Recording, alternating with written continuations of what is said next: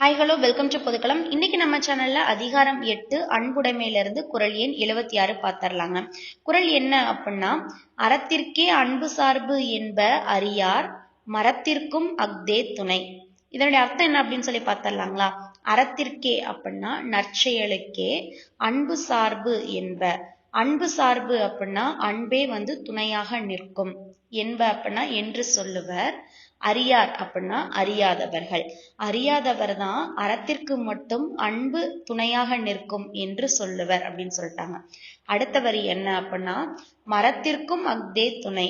மரத்திற்கும் அப்படின்னா வீரச் செயலுக்கும்னு எடுத்துக்கலாம், இல்ல அப்படின்னா தீய செயலுக்கும்னு எடுத்துக்கலாம்.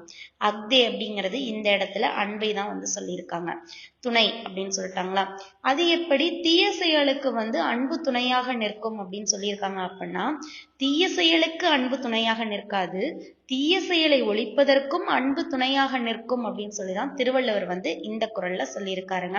இந்த குறளினுடைய முழு அர்த்தம் என்ன அப்படின்னா, அறியாதவர்கள் தான் அறச்செயல்களுக்கு மட்டும் அன்பு துணையாக நிற்கும் என்று சொல்லுவர்.